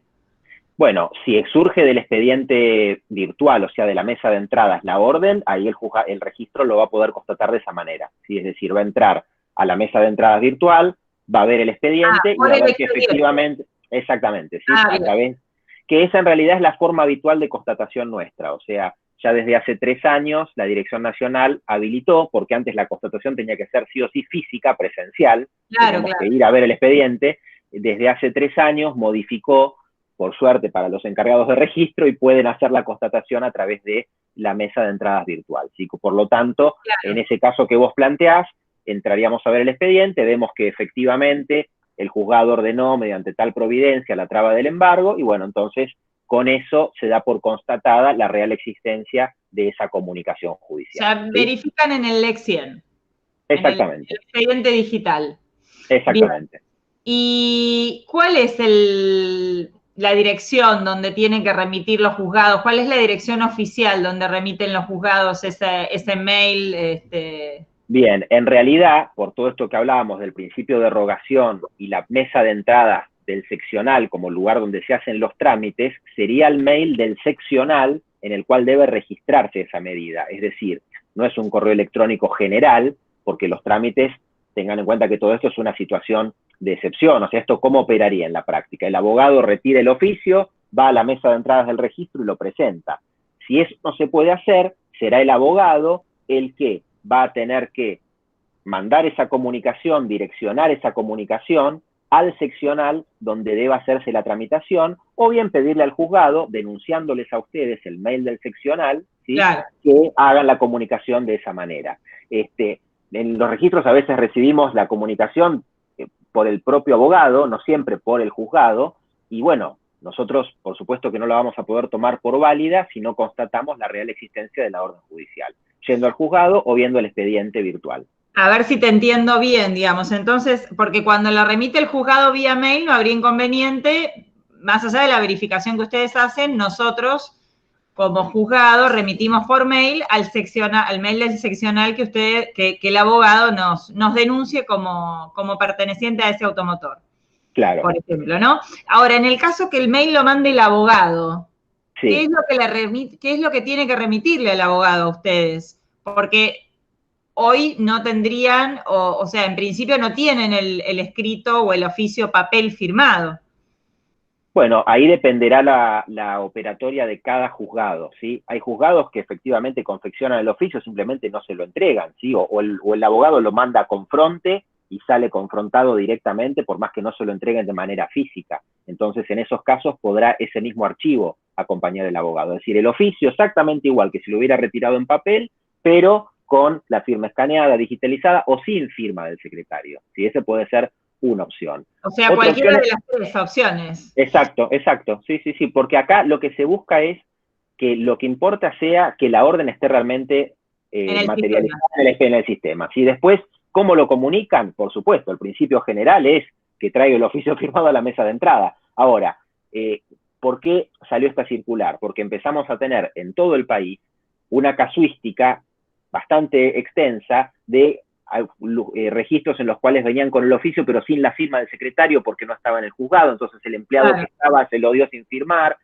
otros oficios con la firma escaneada, otros directamente un mail. Entonces toda esa casuística la empezó a reunir la Dirección Nacional y dijo, bueno, vamos a hacer una cosa, que el medio de comunicación no sea el relevante, que lo relevante sea la constatación de la efectiva orden. Y si el registro no lo puede constatar, no va a hacer el trámite, ¿sí? Por más que lo haya mandado supuestamente el juzgado o supuestamente quien fuere, con lo cual acá lo importante es la constatación, ¿sí? Si la constatación realmente se pudo hacer, entonces ahí, bueno, vino sin firmar, vino por mail, el mail lo mandó el juzgado, lo mandó el abogado, pasa a ser secundario. Es irrelevante. Ahora, y con esta última interrupción mía, sí, por favor. ¿Hay alguna página oficial que podamos asentar en el chat para que, digamos, de donde surjan los mails, en todo caso, de cada seccional? Sí, por supuesto, en la página web de la Dirección Nacional, que yo ahora lo voy a tipear, dnrpa.gov.ar, ¿sí? En la página web de la Dirección Nacional, ahí está el listado de todos los registros y los correos electrónicos. Perfecto. Entonces, con eso el juzgado puede, en todo caso, si quiere, mandar el mail y ya simplificamos el tema. Exactamente, sí, que aparte en cuanto lo vean se van a dar cuenta, todos los registros tienen el mismo dominio, que es @rrs_dnrpa, son todos iguales después del arroba, y antes lo que cambia es el código de registro. Claro. ¿sí? O sea, que ahí en el listado, o sea, va a ser siempre un mismo dominio, pero lo que va a cambiar es el código de registro. ¿sí? Claro, perfecto. Así que una vez que lo ven enseguida van a poder darse cuenta. Igual, insisto, es una diligencia propia del abogado que está detrás de eso, ¿no? O sea, es así como él tenía que ir al registro a presentar el trámite, va a tener que en todo caso pedir que la diligencia se haga de tal o cual manera. Lógico. Bárbaro. Me fijo si hay alguna otra pregunta. No, por favor. Me fijo si hay alguna otra pregunta sobre los oficios. Creo que no. Bien. Entonces, perdón. Sí. Viviana Iba, perdón de nuevo. Sí, la pregunta es, yo soy secretaria del Federal 1 Civil de San Martín y a veces nos toca comunicar embargos a los registros provinciales, ¿no? De la propiedad automotor. ¿El sistema es el mismo? O por lo menos no sé si lo conocen. La circular DANG 1 es nacional, o sea, es para todo el país, ¿sí? Como mencionaba al principio, la Dirección Nacional es el órgano de aplicación de todos los seccionales del país, ¿sí? Entonces, esa circular es para todos. Perfecto. Hubo una excepción puntual, pero bueno, tampoco quiero entrar con mucha casuística, en los departamentos judiciales de Lanús y Avellaneda, que desde que salió la DANG 1 se advirtieron comunicaciones judiciales apócrifas, que motivó una denuncia penal por parte de la Dirección Nacional. Entonces, las comunicaciones de esa jurisdicción, o sea, de los juzgados de Lanús y Avellaneda, debemos constatarlas de manera presencial. Pero bueno, eso es una complicación no deseada de esta amplitud de criterios, ¿no? porque lamentablemente tenemos que a veces lidiar con estas dos cuestiones, ¿no? Por un lado, facilitar la inscripción de las órdenes judiciales, y por otro lado, aunque parezca mentira, de manera paralela hay otros tratando de aprovechar esto para levantar medidas o transferir vehículos. Así que ese es el difícil equilibrio, y por eso a veces ustedes verán a los registradores celosos de tratar de exigir formalidades en la comunicación o no registrarlas si realmente no pudieron quedarse tranquilos que esa orden emanó del juzgado, ¿sí? Pero sí, esta circular es para todo el país. Acá pregunta Hernán, en el caso de los expedientes del fuero penal, ¿cómo efectúa el registro de la constatación? De manera presencial, Hernán. Como son expedientes reservados, salvo que puedan hacerlo a través de un mail oficial del juzgado, ¿sí? A veces se entablan ese tipo de comunicaciones, y la verdad que queda un poco a criterio de cada encargado, que es quien va, en definitiva, a hacerse cargo que pudo constatar efectivamente la orden, ¿sí? Pero en principio, al no estar el expediente de manera virtual, la constatación va a ser presencial, salvo que el encargado, según el tipo de medida y demás, se quede tranquilo y de todas formas lo considere constatado por otro medio de comunicación que haya podido tener con el juzgado. Bueno, y me había quedado una pregunta más atrás sobre el recurso de Darío. Darío Reales. Si podría repetir el tema del recurso cuando es elevado a la Dirección Nacional. Sí, cómo no, Darío. Más allá que el tema, recomiendo especialmente la lectura del 335, en sus artículos 16 y posteriores, porque realmente es un decreto muy interesante desde el punto de vista jurídico. La Dirección Nacional va a tener, cuando el registro decide no hacer lugar al recurso que interpuso el peticionario, va a tener 10 días hábiles administrativos, la Dirección Nacional, para decidir si le ordena al registro dejar sin efecto la observación. Sería como una especie de recurso jerárquico, ¿sí? Si le ordena al seccional dejar sin efecto la observación, o por el contrario, si considera que es correcta la observación, que no hay ningún error en la misma, elevará a la Cámara Civil y Comercial Federal el recurso para que sea la Cámara quien decida si efectivamente la observación tiene un error o no lo tiene, ¿sí? No sé si a eso apuntaba, Darío, tu pregunta, o querés que comente algo más. ¿Qué tal, Javier? Sí, perfecto. Muchas gracias. No, por favor. Acá comenta Federico, el pedido de inscripción de oficio tiene el juzgado como quien roga, pero luego puede luego autorizarse al abogado para que agregue cualquier elemento faltante o pago de aranceles para concretar un trámite observado. Sí, perfecto. Es así como mencionás, Federico. Acá, cuando mencionaba que se aplica el principio dispositivo o el principio de rogación, y que los trámites son a pedido, uno de los posibles peticionarios es la autoridad judicial, e indica el digesto de normas técnicos registrales que será la autoridad judicial o las personas por ellas autorizadas a diligenciar la medida, ¿sí? Por eso es de práctica consignar en los oficios quiénes son los autorizados a diligenciarlos, y eso va a implicar que esa persona, que podrá ser el abogado, el heredero en una sucesión, o quien la parte solicite, esa persona va a ser la que va a tener la potestad, por un lado, de firmar la minuta. Es decir, esa persona va a firmar, por ejemplo, la 02 especial de traba del embargo. Por otro lado, va a ser la que va a poder corregir cualquier falta que tenga ese trámite, por supuesto, en el marco de la orden judicial. No va a poder ir más allá de eso, ¿sí? Pero si hay que corregir algo dentro de la rogación, dentro de la solicitud tipo, va a ser el autorizado a diligenciar quien va a ser el sujeto activo de esa rogación, ¿sí? Así que efectivamente, Federico, no sé si apuntaba específicamente a eso el comentario, pero sí, es así como vos decís, el abogado o la persona autorizada va a ser el que va a cumplir con cualquier elemento faltante de la rogación, y quien va asimismo a presentar los demás requisitos del trámite, porque una traba de embargo es muy sencillo, es el oficio y la solicitud tipo, pero una transferencia por sucesión requiere, por ejemplo, presentar otros elementos, por ejemplo, el título de propiedad, por ejemplo, acreditar el quit o quil de los herederos que reciben el vehículo. Entonces, esas van a ser las facultades del autorizado como responsable de esa presentación. Bien, seguimos entonces, transferencia por sucesión. Acá tenemos la normativa específica que da un poco las pautas, y esto se los comento a ustedes a los fines prácticos. que es el título 2, capítulo 2, sección tercera del digesto, de los datos que tienen que estar en los oficios. Si ustedes, el oficio que confrontan, tiene estos recaudos, no tendrían que tener inconvenientes a los fines de que se pueda registrar esa medida. Estos recaudos son la identificación del auto, los datos completos de las personas a cuyo favor se ordena la inscripción, nombre, apellido y documento. Esto es textual del digesto, ¿sí? Está prácticamente copiado y pegado. La transcripción de la parte pertinente de la declaratoria o del testamento en su caso, la transcripción del auto que ordena la inscripción, salvo que la comunicación esté firmada por el juez, o sea que el oficio esté firmado por el juez. Y estas 2 o 3 puntos que siguen a continuación, que algunos consideran que chocan con el tracto sucesivo, que sería una especie de tracto abreviado, pero en realidad tiene una clara solución normativa para nosotros. Entonces, más allá de las disquisiciones doctrinarias sobre el tracto abreviado y el tracto sucesivo, lo cierto es que el título 2, capítulo 2, sección tercera del digesto, permite que se inscriba de manera directa las ventas autorizadas en procesos judiciales a favor del adquirente. Es decir, no se va a exigir como recaudo previo a la inscripción de ventas autorizadas a favor de un no heredero la inscripción de la declaratoria de herederos.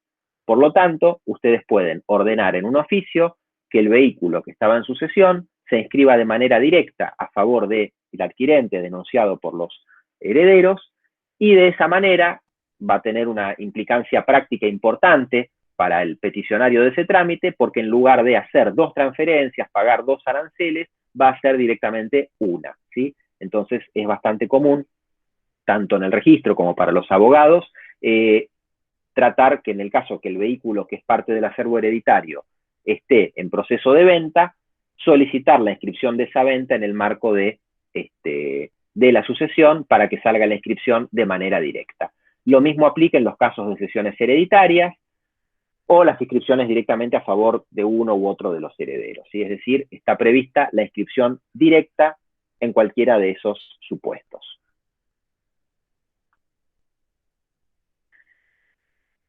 Otros trámites como consecuencia de resoluciones judiciales, la transferencia en cualquier tipo de proceso, por ejemplo, un proceso de ejecución, liquidación de comunidad conyugal, en cualquiera de estos tipos de procesos, también vamos a tener el oficio judicial y los restantes requisitos que prevé el digesto en su título 2, capítulo 2, sección 4, que, insisto, van a ser requisitos ajenos a ustedes, pero al que le interesen están ahí escritos, ¿sí?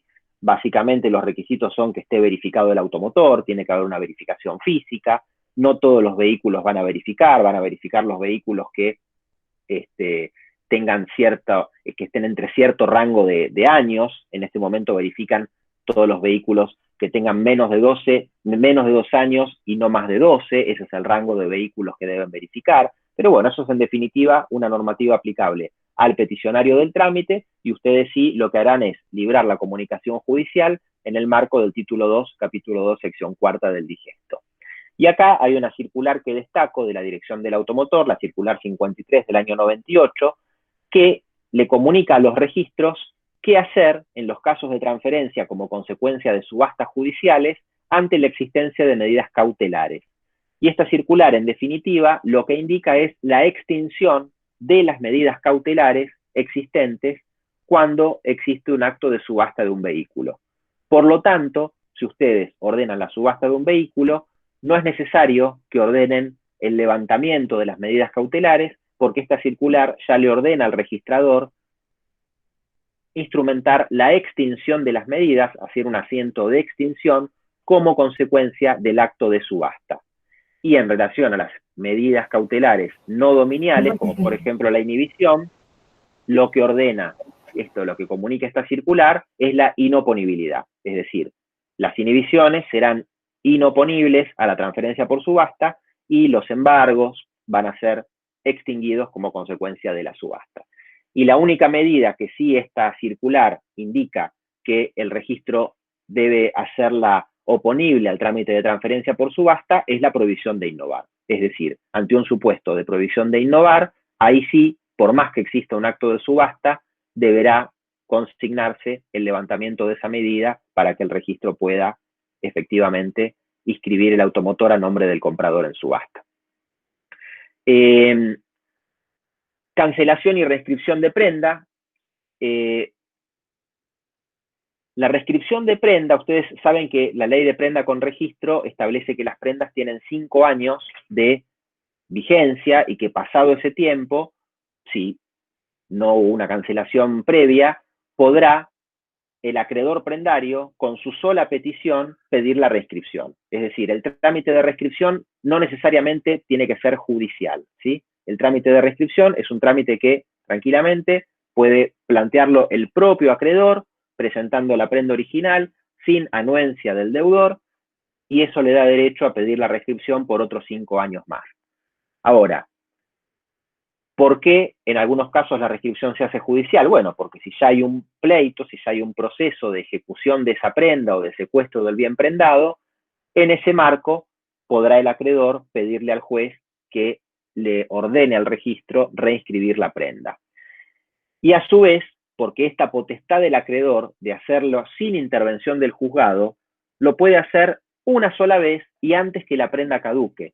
Sin embargo, fíjense que, como está transcripto acá, en esto que coloqué del digesto, si la rescripción es por orden judicial, el registro tiene la obligación de reinscribirla aunque la prenda haya caducado, salvo por supuesto que el vehículo se hubiera transferido, ¿sí? Entonces, muchas veces los acreedores acuden a la rescripción judicial, iniciando rápido la ejecución, cuando no pudieron o no llegaron a tiempo a hacer la rescripción administrativa de su prenda, y si ellos la presentaran como trámite en el registro lo observaría porque ya la prenda caducó, pero si viene por orden judicial, el registro tiene la obligación de reinscribirla, por supuesto, siempre y cuando no se haya transferido el auto, ¿no? Ahí sí ya quedó el vehículo fuera de la garantía del acreedor. El trámite de rectificación de datos, acá, como cualquier registro, tiene prevista la posibilidad que se haga una rectificación o modificación de los datos sobrantes en el legajo B. La mayoría de las rectificaciones son administrativas, por lo tanto no pasan por la órbita judicial. Por ejemplo, se declaró mal el nombre del cónyuge, hay algún error en el nombre o algún cambio de documento de una persona extranjera que después tiene el DNI de este país. Son trámites administrativos. Sin embargo, alguna vez puede ser que se encuentren con la necesidad de hacer una rectificación como consecuencia de una actuación judicial, y una de las que a veces trae conflicto en la práctica es la vinculada con el estado civil. El estado civil que declaran los que adquieren automotores es declarativo, es decir, el registro no pide que se acredite ningún tipo de documentación. Se declara cuál es el estado civil y los datos del cónyuge. La mayoría de los errores en este sentido se salvan de manera administrativa, ¿sí?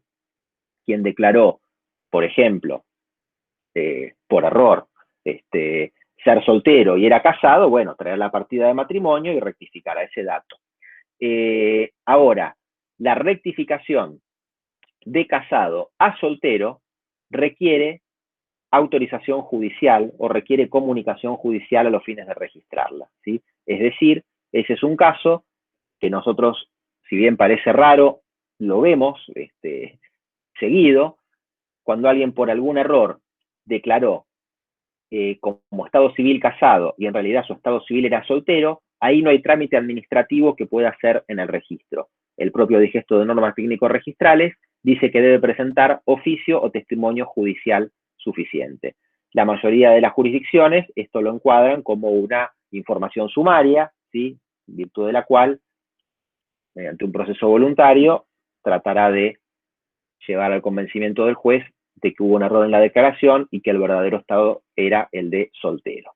Pero insisto, este es un trámite que no es administrativo, sino que requiere la apreciación judicial, y es por eso que puede ser que en algún momento les toque, si no les ha tocado, que tengan que resolver una petición en este marco, ¿sí? En el marco quizás de una información sumaria, en virtud de la cual lo que plantea el peticionario de esa información es que cuando compró el auto declaró ser casado y en realidad era soltero. Y si bien suena disparatado, les cuento un poco los casos prácticos en los que lo he visto. Pasa bastante cuando alguien adquiere un 0 kilómetro. Ustedes vieron que ahí el comprador va a la agencia, muchas veces el trámite de patentamiento lo hace la misma concesionaria a través de sus gestores, y he visto muchísimas veces que no es que el adquirente declaró mal intencionadamente, sino que simplemente el gestor o el concesionario mezcló los papeles de un patentamiento con el del otro y colocó a un titular los datos del cónyuge del otro 0 kilómetro que estaba en ese momento preparando para llevar a patentar, entonces muchas veces tienen más que ver con errores del gestor que está interviniendo en los papeles que efectivamente un error del declarante. Por supuesto que el error del que hace la declaración es que no leyó lo que decía el formulario, pero bueno, todos sabemos que a veces en este tipo de adquisiciones que tienen más un rol comercial para el que lo está haciendo, está yendo a comprar un auto y no mide las consecuencias jurídicas de eso, después se entera cuando ve el título de propiedad que figuraba casado con alguien que en realidad no conocía, si fue este supuesto que les digo. También lo he visto muchas veces en casos de convivencia, ¿sí? Que por un error de concepto se coloca al conviviente como cónyuge. Por supuesto, si después esta persona, el día que se vende el vehículo, va a dar el asentimiento conyugal, no es de conflicto alguno. Pero si esta persona después ya no tiene trato con el titular, o no la puede ubicar, o no quiere dar ese asentimiento, porque en realidad no corresponde, porque no es el cónyuge, ahí es donde se da este marco de necesidad de rectificar el estado civil del titular.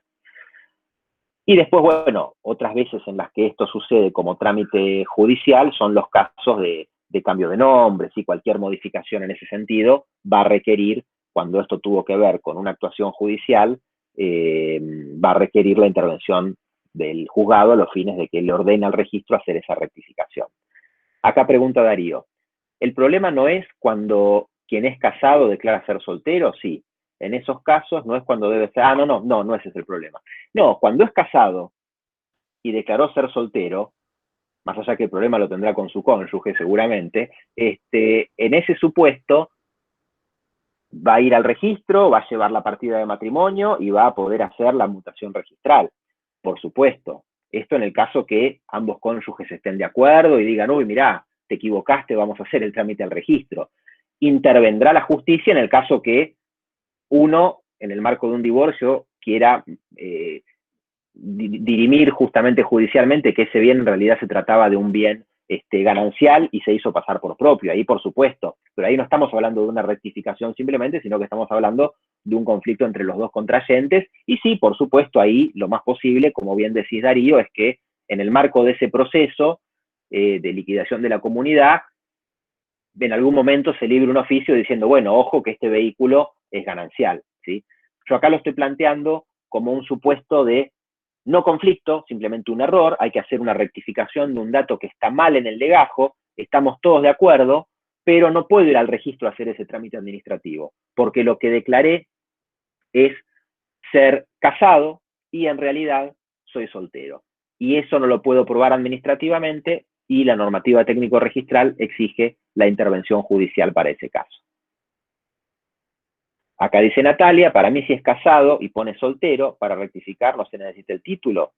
Y si no se lo tiene, bien. No, el título el título sí, por supuesto, se va a necesitar como parte del trámite, pero el título, si no lo tiene, lo declara extraviado y se emite uno nuevo. O sea, el título no tiene gran valor jurídico para el registro automotor porque lo expide el propio seccional. Por lo tanto, siempre va a poder el titular del auto, en el caso que no lo tenga, declararlo extraviado y el registro otorgará uno nuevo, ¿sí? Con lo cual, en este caso no sería relevante el título. En este caso, Natalia, lo relevante sería si ese pedido de rectificación lo puede hacer el propio titular con la documentación que él le aporta al registro, o si la documentación es una comunicación judicial. Todas las rectificaciones se pueden hacer con documentación administrativa, salvo esta rectificación de cuando declaró ser casado y en realidad era soltero. Ahí es donde se necesita la información sumaria.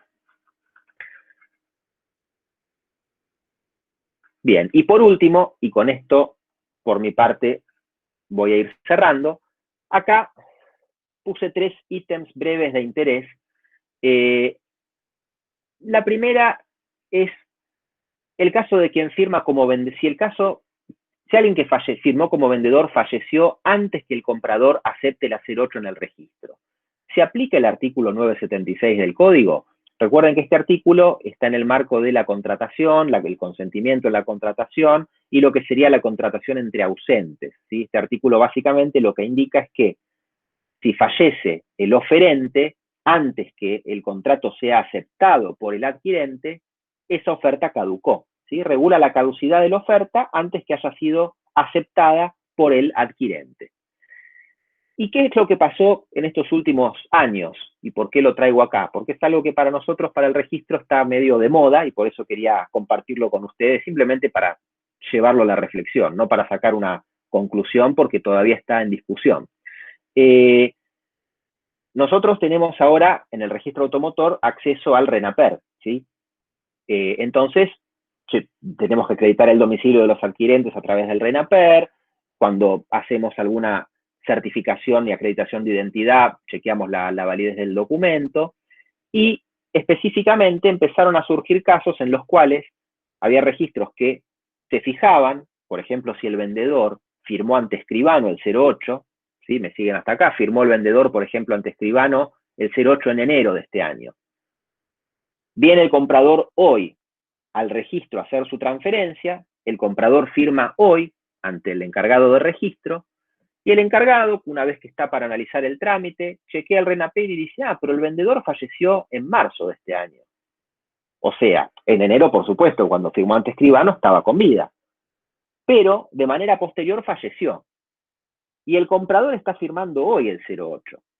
Entonces, para algunos, esa registración no se podría hacer por el 976, porque algunos consideran que ese 08 firmado era una oferta, que la firma del 08 como comprador es una aceptación de esa oferta, y que si la aceptación se produce después que falleció el vendedor oferente, recuerden que en el ejemplo que les daba falleció en marzo, firmó en enero, después que falleció, esa oferta caducó.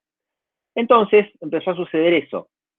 Muchos registros empezaron a observar esas transferencias, considerando esto, hubo recursos del 335, y la verdad, hubo varios fallos de cámara. El primero fue Filkenstein, de la Cámara Civil y Comercial de Mar del Plata, y después algunos más, que compartían esta hipótesis.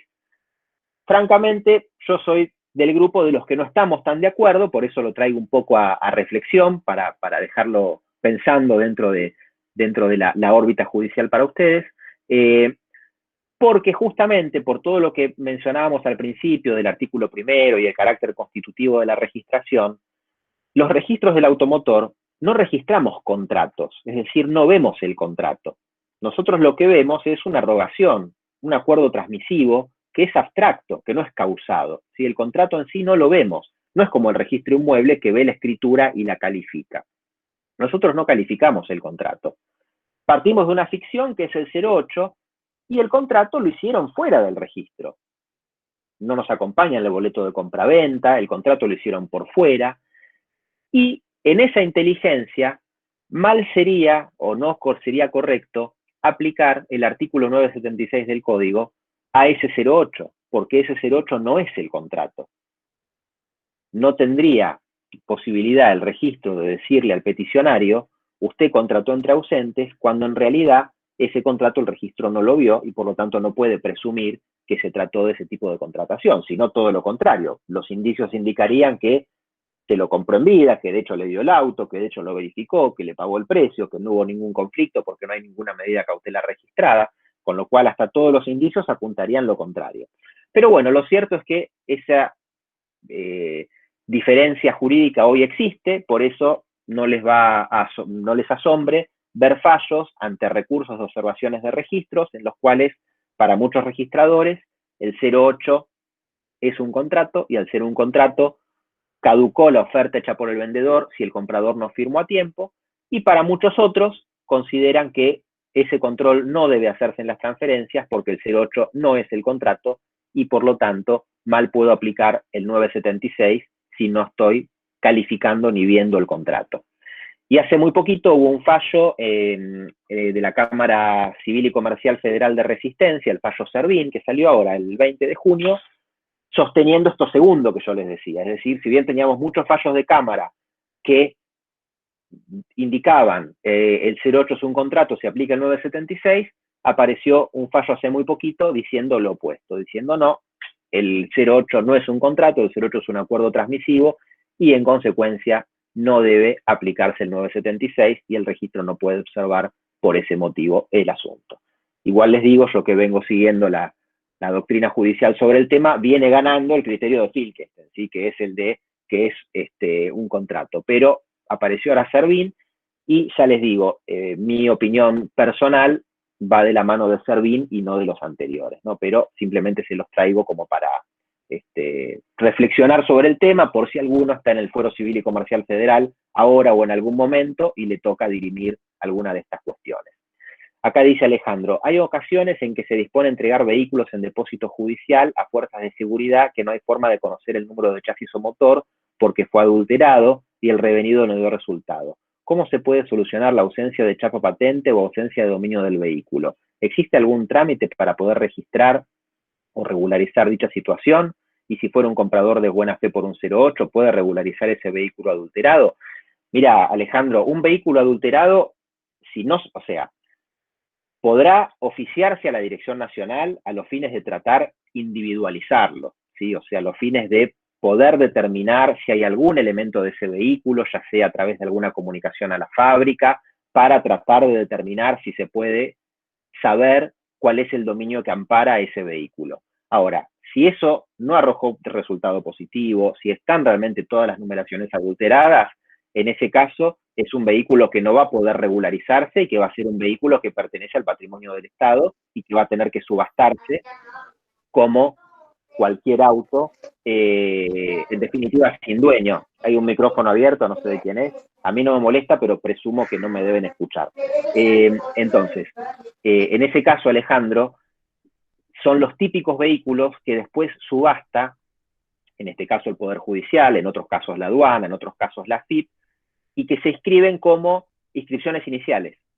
Es decir, son vehículos subastados que fueron abandonados, no identificados, secuestrados en causas judiciales, y que se subastan y se inscriben como inscripciones iniciales, porque justamente no se pudo determinar el origen de ese vehículo. Y como no se pudo determinar el origen, son vehículos que en definitiva pertenecen al Estado del que se trate, ¿sí? Nacional, provincial, etcétera.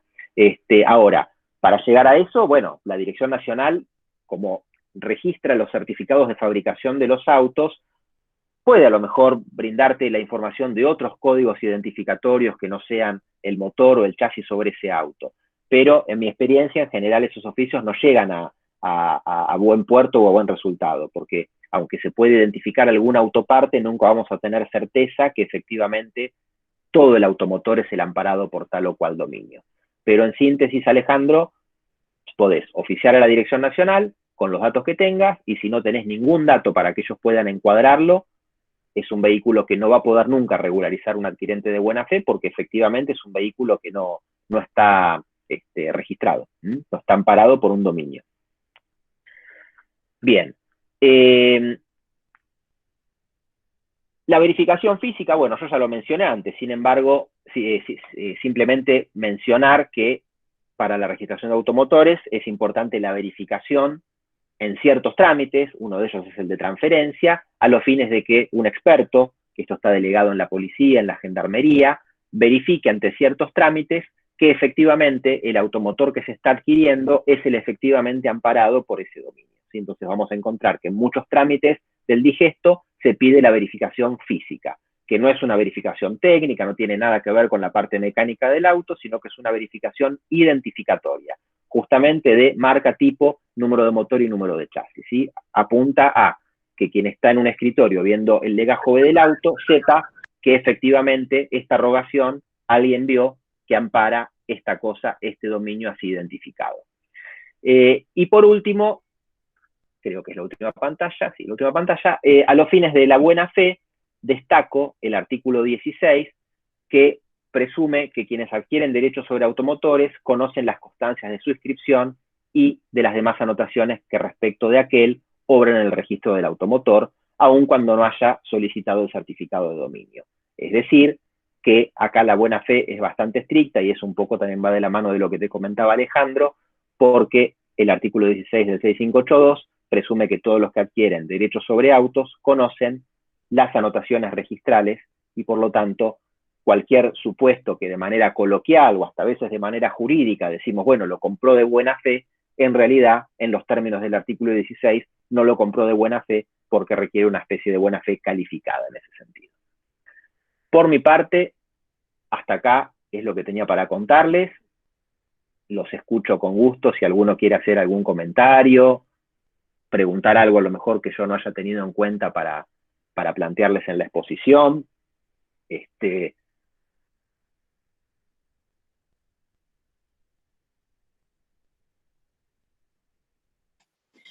Yo te voy a hacer una pregunta. Sí, cómo no. No sé si Viviana iba. Viviana. Con respecto a la inscripción de un automotor en un registro de provincia, sí. Uno hace la operación de compra-venta y transmitido el dominio, firmado el 08 por las dos partes, ¿existe una comunicación con ARBA o uno tiene que dar de alta o baja en ARBA para, digamos, quedar liberado del pago de patentes? No, Esto ocurrió... Sí, lo hace directamente el registro. Lo hace el registro, los registros son agentes de percepción, tanto del impuesto a la radicación, que serían las patentes, como del impuesto de sellos en cada jurisdicción, y por lo tanto tiene el Ministerio de Justicia firmados convenios de complementación de servicios con rentas de todas las provincias y de todos los municipios. Por lo tanto, salvo casos muy puntuales, en San Martín que mencionaba, por supuesto que hay convenios, salvo casos muy puntuales en el interior, por lo general es el propio registro el que se ocupa de hacer la baja y el alta. En el caso puntualmente de ARBA, hasta lo hace por sistema, o sea, ya ni siquiera es como antes que había que mandarlo físicamente a ARBA, con lo cual, en términos normales, tiene que el propio registro ocuparse de toda esa diligencia. Perfecto, gracias. Por favor. Y también, ya que estamos, redondeo lo que preguntabas, Viviana, entre las principales jurisdicciones, como por ejemplo Capital y Provincia de Buenos Aires, hasta existen convenios complementarios por los cuales, si cambia de radicación, también son los registros los que se ocupan de hacer la baja en provincia, el alta en capital, ¿sí? O sea, se ha buscado en los últimos años una mesa única para que, si bien es complejísimo el tema, porque acá estamos hablando de un organismo nacional y a su vez organismos locales, los rentas provinciales, municipales, pero bueno, se busca que en la medida de lo posible haya una mesa única donde se puedan hacer todas estas tramitaciones. Gracias. No, lo pregunto porque fue un caso específico en donde continuó la deuda de ARBA, aún habiendo firmado 08 las dos partes en un registro, y el anterior titular continuaba con deuda de ARBA. Uno estima que ese acto lo iba a realizar el registro de la propiedad. De hecho, la pregunta. Sí, sí, es así. Y lo que sí sucede, bueno, habrá que ver el año, ¿no? Pero lo que sí ha sucedido es que muchas veces el registro lo comunica, porque para el registro es algo muy común y que lo tiene internalizado, pero hay que ver después qué hace cada organismo con esa información, ¿sí? Los distintos rentas, qué tiempo tienen de proceso de esa información, más allá, por supuesto, como en todos los errores humanos, no puede ser que en un caso puntual continuó el vehículo a nombre del anterior, pero está normativamente armado como para que no sea el usuario quien tiene que hacer esa tramitación, ¿sí? Y he conocido infinidad de casos donde los registros realmente lo comunican porque, salvo errores humanos o malos funcionamientos, para los registros es muy sencillo eso, es algo muy fácil, pero sí, por distintos motivos, las distintas oficinas de rentas van acumulando eso y por eso continúa en cabeza del anterior. Pero bueno, ante algún reclamo va a poder el demandado plantear la falta de legitimación pasiva, ¿no? Con un informe histórico, mire, yo dejé de ser titular en este momento. Perfecto, gracias. Bueno, acá pregunta Natalia si las limusinas, vehículos modificados se pueden patentar.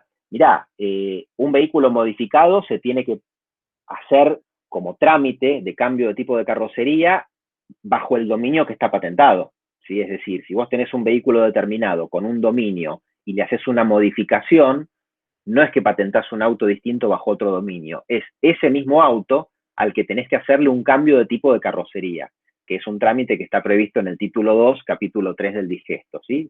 Sección primera. Entonces, tenés que cumplir los requisitos de ese trámite, un informe de un ingeniero mecánico para demostrar que cumple con las condiciones activas y pasivas para circular, acreditar el origen de las partes que le incorporaste, y ahí, una vez que cumplís eso, la cédula y el título de ese auto va a decir el nuevo tipo, en este caso limusina. No sería un patentamiento diferente. Ahora, si lo armaste fuera de fábrica, que es lo que me estás ahí repreguntando, si lo armaste fuera de fábrica, ahí sí, ya no es que tenés un auto patentado que lo modificaste, sino que directamente armaste, no sos una fábrica terminal y armaste un auto, que puede ser limusina o de cualquier otro tipo.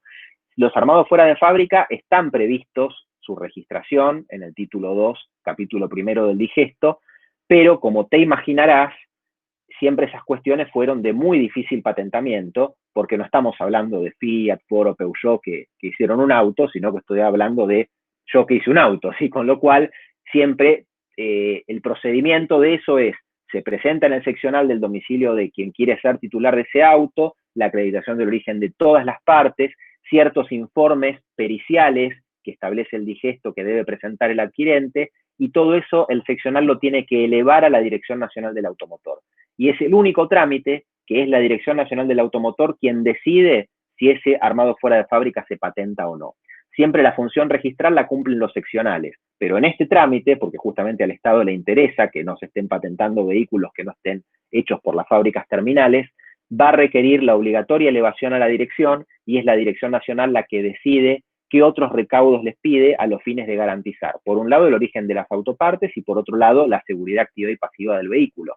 Y encima ahora desde hace unos años ustedes vieron que los vehículos tienen que tener licencia para configuración de modelo, es decir, que no afecten el medio ambiente, con lo cual hoy en día está muy difícil la inscripción de los armados fuera de fábrica, pero si tenés el caso, la forma, digamos, de peticionarlo es ante el seccional de tu domicilio y él va a elevar toda la documentación que vos le presentes, que está prevista en el título 2, capítulo 1 del digesto, a la Dirección Nacional. Bien. Sí, tal cual, Natalia, siempre fue difícil. Bueno, y vos sabés que ese fue un caso muy común de decreto de recurso del 335. Los que ya tenían el auto hecho, armado fuera de fábrica, y la Dirección Nacional, mira, te diría que hubo épocas que durante años no se escribió uno solo en todo el país. Entonces, bueno, esos serán típico motivo de recurso del 335, cuando la Dirección Nacional le denegaba la inscripción, porque, no sé, no estaba garantizada la seguridad activo-pasivo, porque no se acreditaba tal autoparte, por lo que fuere, entonces ahí se recurrían. Y en general, salvo, mira, muy puntuales excepciones, todos los fallos de Cámara que vi sobre este tema, de la Cámara Civil y Comercial Federal, fueron denegatorios, es decir, compartieron el criterio de la Dirección Nacional en ese sentido. Bien. Bueno, por mi parte, no tengo nada más. No sé, Paula, si querías comentar algo más o si alguien quiere hacer algún otro. Ahí habilité el micrófono. Creo que vos igualmente fuiste, bueno, no sé, hiciste magia porque fuiste contestando todos los chats y todo de una manera tan precisa.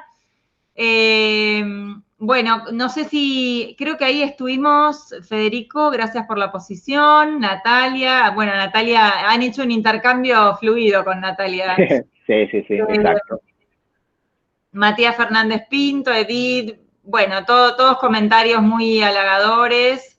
Javier, realmente un placer escucharte, muy, muy claro, realmente muy, muy interesante, obviamente dominás mucho la materia y son temas que para nosotros y para el ejercicio profesional viene realmente muy bien escucharlo de parte de ustedes que son tan, digamos, por supuesto están en la cocina, como quien dice, y bueno, realmente para mí fue muy esclarecedor y creo que para todos muy interesante, muchos funcionarios que son fundamentalmente los que trabajan diariamente con estas cuestiones, como vos mencionaste, y que realmente ahora se han complicado con la mecánica bueno, que vos has explicado de cómo es que podemos comunicar, de qué manera, con qué certeza ustedes tienen y toman las comunicaciones y demás. Así que, bueno, a mí no me queda más que agradecerte por la conferencia del día de hoy, por la preparación, realmente muy, muy, muy enriquecedora. Espero que te hayas sentido a gusto. Sí, por supuesto. La verdad que muy cómodo, muy contento, y el agradecido soy yo porque la verdad que la convocatoria tanto tuya como de la escuela fue muy amena y muy contenido, todo cómo me fueron hoy mandando los links y demás, así que realmente les agradezco toda la logística, que es impecable. Bueno, muchas gracias a vos fundamentalmente. Y vuelvo a decirte, la verdad que la exposición sumamente clara, interesante, concreta, bien llevada. Así que fueron, mira, dos horas de charla y casi que no nos damos cuenta. Así que bueno, yo desde de parte de la Escuela de Capacitación de la Asociación de Magistrados, te agradezco especialmente la dedicación y el compromiso con la conferencia del día de hoy. Les agradezco a todos los que se han conectado desde todos los puntos del país. Veo que hay gente desde Misiones hasta el sur. Así que bueno, tenemos también agradecida entonces a todas y a todos los que se han conectado. Y bueno, sin más, yo entonces, si querés te doy la palabra, Javier, para si vos querés decir algo más o despedirte. Perfecto, Paula, muchísimas gracias. No, simplemente agradecerles a todos la participación en los chats y en las preguntas. Y bueno, yo después voy a mandar el PowerPoint por si alguno lo necesita. De todas formas, eran simplemente ayudas, memoria para mí para poder guiar la presentación, pero a veces hay algún tema que no llegaron a copiar o a ver y les puede servir. Así que yo después te lo envío, Paula. Seguramente, ya igual me mandaron WhatsApp que quieren la presentación. Bueno, cómo no. Así que bueno, vos después, yo después mándamelo por mail y lo hacemos llegar a la escuela y a todos los que están conectados, al que le interese y quiera tener la presentación, como ya saben, mandan un mail a la dirección de la escuela, que es la misma donde se inscribieron, y les remiten la documentación que pase el doctor Cornejo. Bueno, muchísimas gracias para todos, muchas gracias a todos y muchas gracias especialmente a vos, Paula. Por favor, gracias, Javier. Hasta luego. Gracias. Que tengas un buen fin del día, un fin de semana, a descansar y bueno, también los saludo entonces a todos. Ya la semana que viene estaremos con nuevas capacitaciones, las vamos a poner en la página y las vamos a ir comunicando. Así que bueno, si como mañana no nos vemos, buen fin de semana para todos y nos reencontramos la semana que viene. Gracias, Javier. Muchas gracias. A todos los que se comunicaron. Gracias.